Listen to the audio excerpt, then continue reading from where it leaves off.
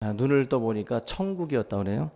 한없이 넓고 푹신푹신한 그런 장소에서 눈을 떴는데, 그 평안한 그 장소에서 이제 며칠 동안 이제 푹 쉬고 너무 행복해하고 정말 잘 왔다라는 생각을 하고 있었다고 그래요. 사실 아침이면 모든 남편들 모든 분들이 출근하라고 깨우는 소리, 알람 소리에 일어나야 되고, 또 직장 상사의 잔소리도 들어야 되고, 여러 가지 사실 힘든 일들이 너무 많은 그런 그 삶을 살다가 아마 이러한 그 편안한 그런 그 장소에 가니까 너무 행복하고 너무 좋았다는 것입니다. 거기다가 또 항상 상시 대기, 하인이 옆에서 항상 대기하고 있으면서 이 사람이 요구하는 모든 것들을 옆에서 다 그렇게 서빙을 해줬다는 거예요. 먹는 것부터 해가지고 입는 것, 모든 것들을 그 사람 손으로는 하지 않고 모든 항시 대기하는 이 하인이 다 도맡아서 다 감당을 해줬다는 것입니다. 근데 며칠이 지나니까 너무 무료해지는 거예요. 너무 무료해지고 재미가 없어집니다. 그래서 하인을 붙들고 너무 지겹고 너무 무료하니까 내 손으로 내가 좀 직접 할 수 있는 그런 것 좀 없냐고.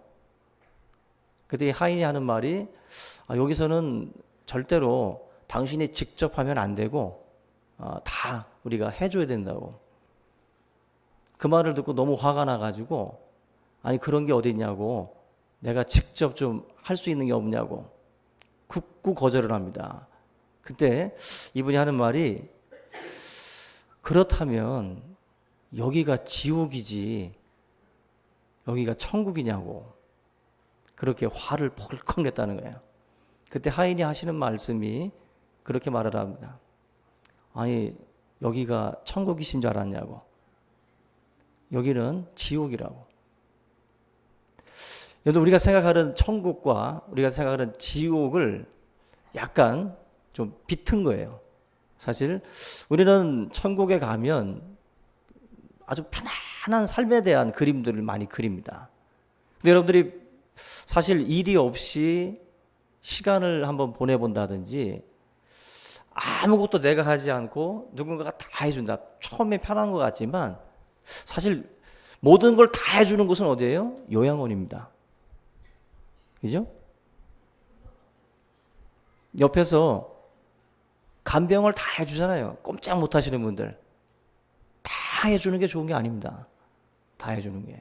그게 어떻게 보면은 그분들한테도 지옥이죠. 그곳에 있는 것이. 우리가 내 손으로 할 수 있는 것, 내가 직접 할 수 있는 것들을 하지 못하고 남들이 다 모든 수발들을 다 들어주고 그 모든 것들을 다 해준다라는 것 자체가 결국 좋은 게 될 수 없다라는 거예요. 근데 무언가 우리가 할 일이 있고 또 할 수 있는 재능과 능력이 있다라는 것은 행복한 겁니다. 아멘. 우리가 무언가를 직접 다 할 수 있다라는 것. 하나님이 재능도 주시고 우리에게 능력도 주십니다. 그래서 사실 남자들이 맥이 빠질 때가 언제냐면은 나를 필요로 하는 것이 없을 때예요. 교회에서도 우리가 정을 못 붙이고 발을 못 붙이는 이유 중에 하나도 나를 과연 필요로 할까?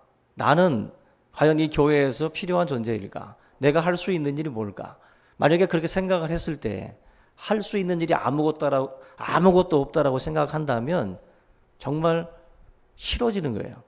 남자는 사실 일이라는 것과 깊이 연결되어 있습니다. 내가 할 수 있는 일이 있고 없고는 큰 차이예요. 교회에 머무르는 사람들 대부분은 일이 있는 사람들입니다. 교회에 일이 없이 머무르면 이상한 사람 같이 느껴져요. 사실은 일이 있어야 머물게 되는 거예요.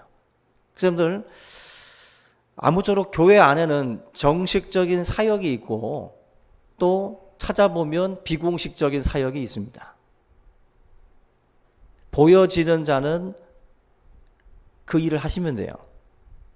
뭐든지 보여지지 않는, 누군가에게는 안 보이는 일이 있어요. 근데 그 보여지는 그 일을 붙잡으면 되는 거예요. 정식적인 사역이라는 것이 교사, 성가대, 선교단, 뭐 주방부, 뭐 이런 타 부서들이 있지만 그 부서 말고는 일이 없습니까? 있어요. 찾아보면 교회 안에는 내가 조용히 섬길 수 있는 거리들이 있어요. 그 일을 한다고 해서 누가 뭐라고 할 일이 아니라 뭔가 일이 있습니다. 바로 우리가 뭔가 나를 필요로 하고 또 필요로 하는 그러한 곳에 내가 머물고 내가 함께 한다는 것이 은혜고 그게 기쁨이에요. 우리 여러분들에게 이런 기쁨이, 이런 행복이 함께 할 수 있기를 주님의 이름으로 축원합니다. 그 중국 명나라에 그 왕양명이라는 사람이 있는데 이분이 인생을 살아보니까 인생에는 네 가지의 참 어려운 게 있다. 네 가지를 정리를 했는데 첫째가 뭐냐면 배고프고 헐벗은 것. 배고프고 헐벗은 것이 정말 살면서 힘든 것이다. 두 번째가 남에게 냉대받는 것.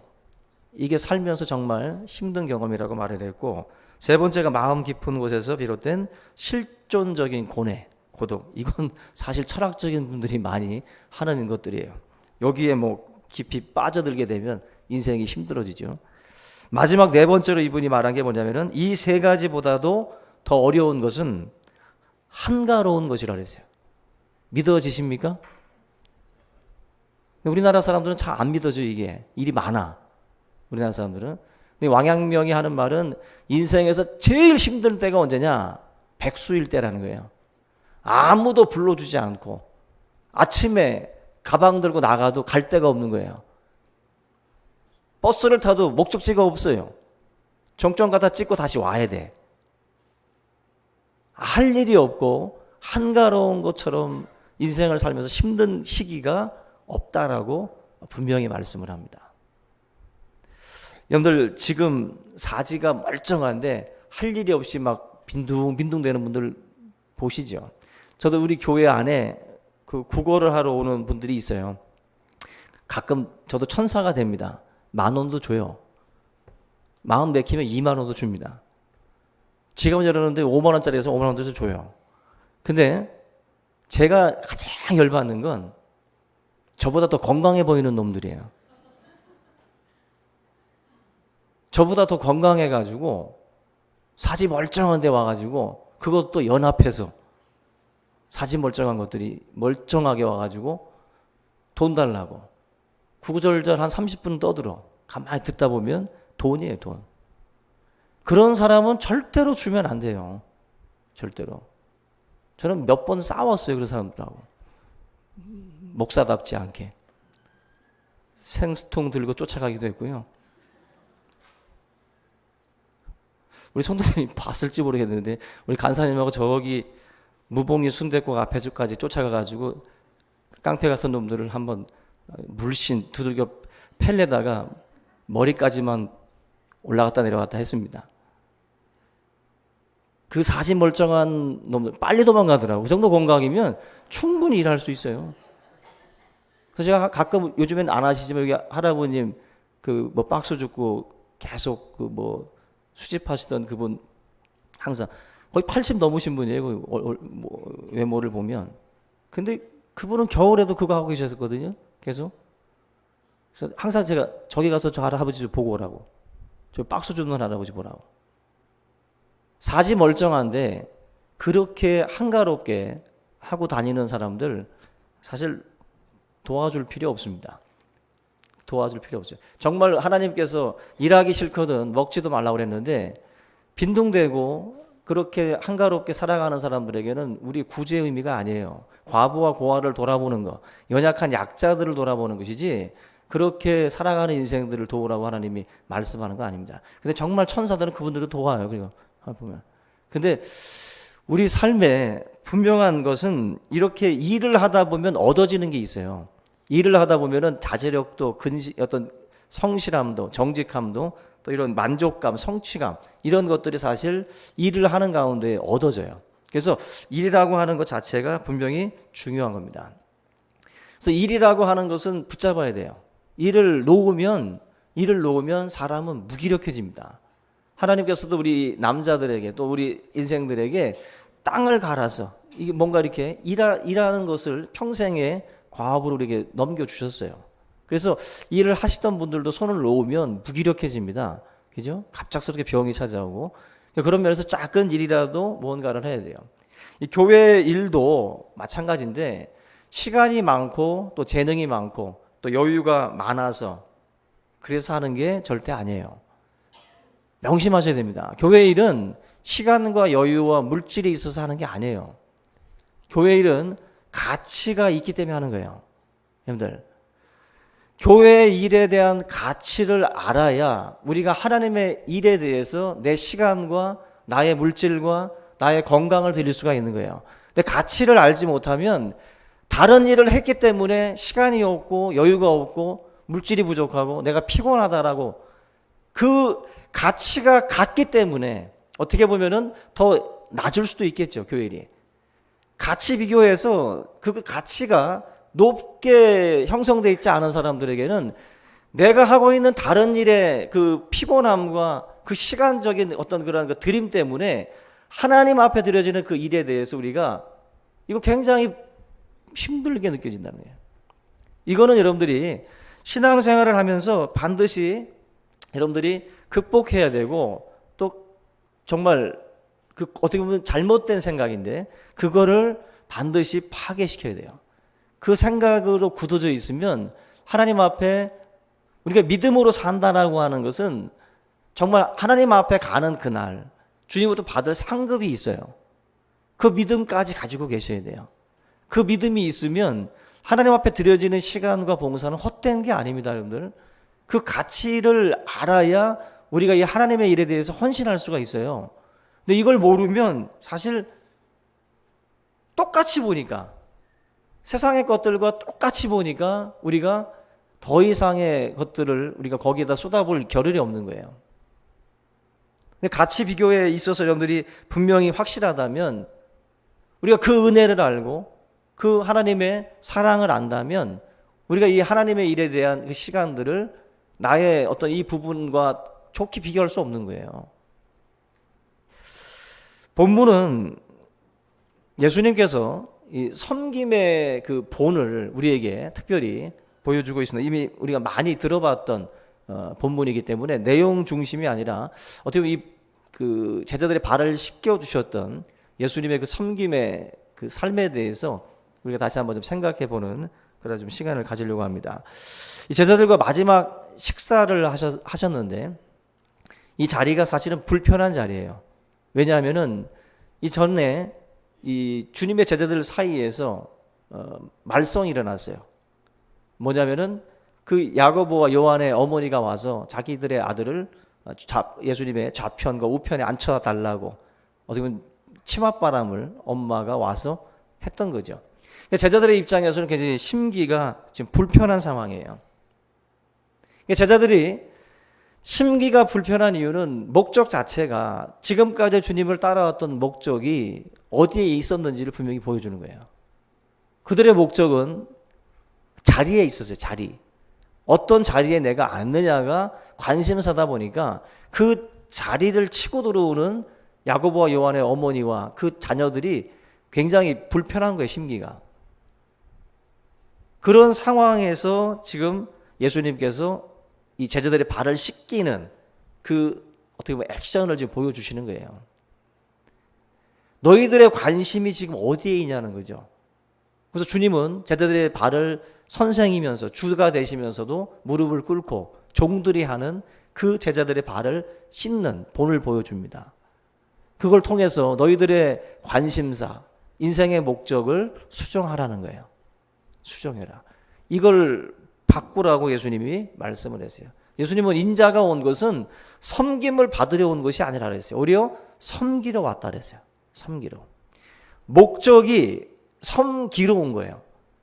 굉장히 중요합니다. 우리가 생전 집에서 설거지도 안 하고 뭐 부모님 서빙도 잘 안 봐주던 애들이 알바한다고 고깃집 한번 가보세요. 그럼 뭐 하죠? 서빙 보죠. 목적이 그거 하러 간 거니까 그거 하면서 특별히 불평은 없는 거예요. 내가 뭘 하러 왔는지를 알면 그 일을 하면서 굳이 그렇게 불평할 거 없습니다. 예수님이 이 땅에 왔을 때에도 목적이 섬기러 오셨대요. 섬기러 왔기 때문에 그 섬김의 길을 걸어가시는 거예요. 그러니까 내 인생도, 여러분들의 인생도 마찬가지입니다. 우리가 교회를 다니고 무언가를 할 때마다 목적을 분명히 하셔야 돼요. 내가 지금 왜 살고 있지? 내가 왜 믿고 있지? 우리가 너 교회 왜 다니냐? 너 예수 왜 믿냐 물으면 어떤 분들은 고민 많이 해요. 복 받으려고 하면 너무 유치하고 너무 수준 낮아 보이니까 뭐라고 대답을 해야 되지? 너 예수 왜 믿어? 교회 왜 다녀? 뭐라고 대답하시겠어요? 그때 오늘 제가 드리는 말씀으로 대답을 하세요. 나는 이 세상을 더 잘 섬기기 위해서 예수 믿을래. 아멘 좀 크게 하죠. 수요일날 짰는데 수요일날 22명하고 짰는데 오늘 아멘을 안 하네. 여러분들 섬기러 오신 예수님의 그 목적처럼 여러분들도 인생을 목적을 분명히 하셔야 돼요. 아, 예수님도 섬기러 왔구나. 내가 그분의 제자라면 나도 세상을 섬겨야 되겠구나. 내가 마치 내가 서빙보로 직장 취업한 사람처럼 내가 인생을 한번 섬겨보자. 내 섬기는 인생으로 내 목적을 수정하자. 예수님이 지금 이 제자들의 발을 씻기면서 그거 말씀하시는 거예요. 큰 자가 되려고 하고 뭔가 좌편 우편 그 자리에 연연하는 그 모든 인생들처럼 그렇게 살지 말라는 거예요. 너희들만이라도 먼저 제자들의 발을 씻기는 내 모습을 보고 너희들도 이 자리로 내려가라는 거예요. 이 자리로. 그걸 예수님이 이 제자들에게 이 발 씻기는 세족식을 통해서 우리에게 보여주고 있는 겁니다. 저와 여러분들의 삶에 정말 저 사람 한 사람의 존재가 사실 어떻게 결정이 되냐면은 그런 섬김을 통해서 결정이 돼요. 우리가 누군가를 섬기는 존재가 되면 그 사람이 어떻다라고 말을 합니다. 저희들 섬김을 받으려고 한다고 한다면 그 사람에 대해서 또 어떻다라고 우리가 또 얘기를 해요. 존재 자체가 이 섬김을 통해서 어떻게 보면 결정이 돼요. 인격적인 표현이에요. 섬김이라는 것 자체가. 우리 여러분들의 삶에 신앙이라고 하는 거, 내가 예수를 믿는다라고 하는 것을 단순히 사형지 전도하고 뭐 그런 것으로 잘 사는 것으로 입증하고 표현하려고 하지 말고 섬김으로 표현하세요. 섬김으로.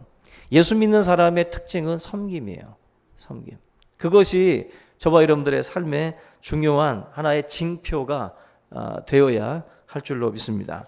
오늘 우리들의 이 좁은 생각, 언제나 이 섬김을 받는 위치에 대해서 갈망하고 거기에 우리의 모든 역량을 사실은 총동원해서 인생을 거기에 맞추거든요. 문 열어주고 문 닫아주고 대신 운전해주고 뭔가 그런 인생 되기를 바라는 사람들이 있죠. 그거 하나님께서 원하시는 삶이 아니에요. 꼭 회장이라고 그러는 법 없잖아요. 회장일지라도 자기가 문 닫을 수 있는 거고, 그죠? 회장이라고 할지 자기가 운전할 수 있는 거예요. 정말 피곤하면 몰라도.